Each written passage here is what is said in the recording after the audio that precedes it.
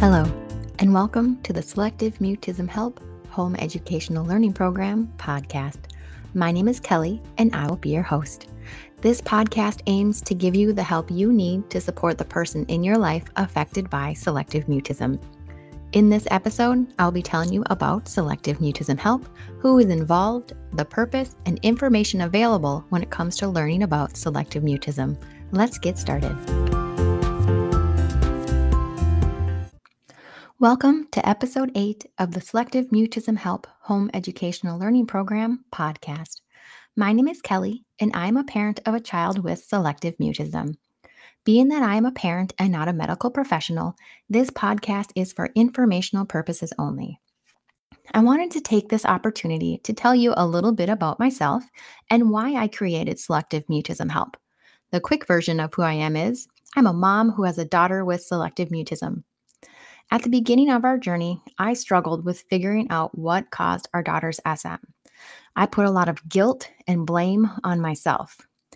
Maybe if I would have gotten the epidural during labor earlier, she wouldn't have swallowed meconium. Since she swallowed meconium, the doctor didn't want her to aspirate it, so they didn't want her to cry out when she was born. Did this lack of crying out prevent her from integrating primitive reflexes? Is that why she has SM? Or maybe it was because I used the ultrasound machine at work too many times to peek in at what she was up to while I was pregnant. Did this prevent areas of her brain to develop normally? Maybe we pushed her to walk too early, again, not allowing her primitive reflexes to integrate. Maybe I was too anxious when she was young and my anxiety rubbed off on her. Did we do enough socialization when she was young? If only I knew what SM was earlier, I could have been aware of myself rescuing her and protecting her, and maybe her SM wouldn't have been as severe as what it was. Maybe I should have snuggled with her more and not used the cry it out method. Maybe I shouldn't have swaddled her at bedtime and nap time so she could move more when she slept. All of these maybes and what ifs were constantly circling my mind. But from those worries came action. I couldn't sit with those thoughts anymore. They weren't helping anyone. I needed to start taking action.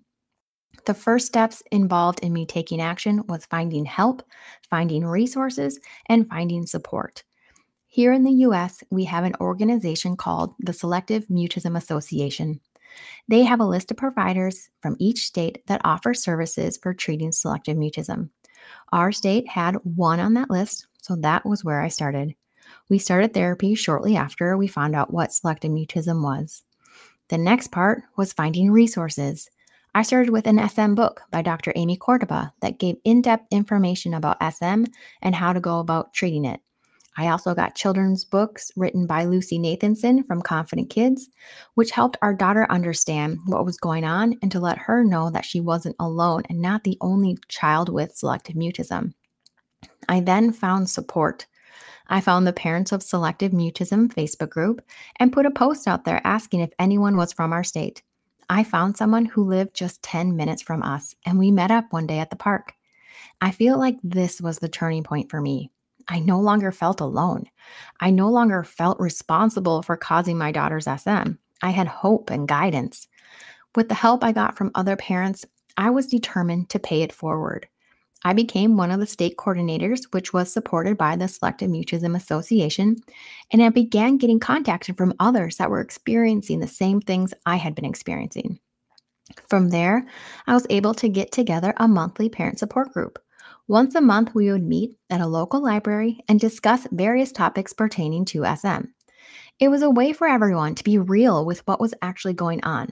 We could open up and share our stories, give hope to others, and feel like we weren't alone. But everything changed once COVID hit. We were unable to get together anymore for the support group, and it was difficult to coordinate a Zoom call while we were all at home because now we're at home with the kids. Most of our kids were little, so we couldn't send them out of the room for an hour while we talked about their diagnosis without them hearing us. Therefore, I had to put the group on hold. As the months went by, I felt like something was missing. I had grown almost dependent on these monthly meetings to be able to connect, and without it, I felt empty. One day, I got an email with a subject line of, "Do you have a passion you've put on hold?" or something along those lines. I opened the email, and it was a webinar with a tutorial on how to host an online summit. I don't even think I even knew what an online summit was at that time, but I was intrigued. Come to find out, a summit is like a conference, but is online instead of in person. My husband and I attended the Selective Mutism Association conference a couple years ago, which was really helpful. So the idea of doing an online conference sounded very interesting.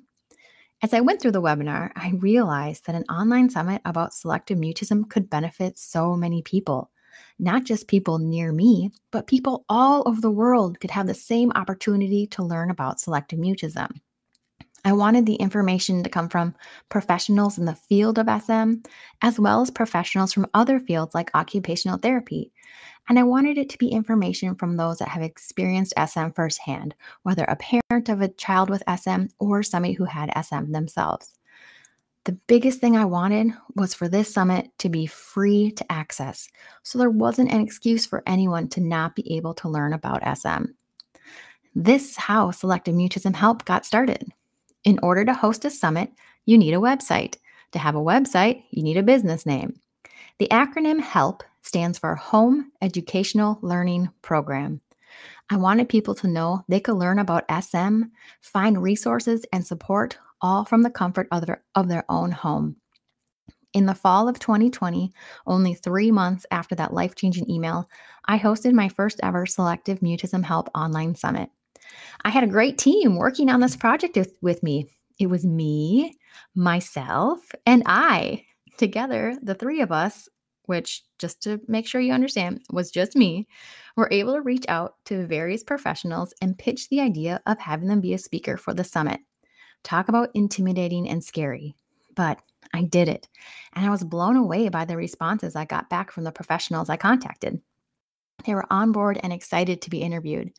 I had no idea what to expect as far as turnout for the summit, but I ended up getting 1,200 people registered from around the world. I was amazed and humbled. So many people put their trust in someone they had never heard of to find out more information about selective mutism. After I realized the effect this summit had on so many people from around the world, I knew I had to keep doing them.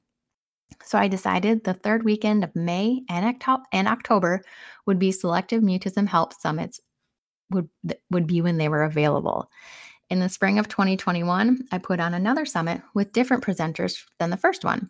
For that summit, I had even more people register.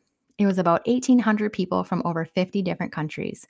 Some days I still don't believe that all of this has been real. After the 2 summits, a lot of the feedback I was receiving was that parents needed more information for their teens that had SM. Being that my daughter is still young, I knew I didn't have the knowledge or experience to help them. So I decided to take a leap of faith and have all the topics for the third summit be information specifically for teens and adults with SM. At the time of this podcast recording, the third summit is coming up soon on October 22nd through October 25th, 2021, and registration is now open.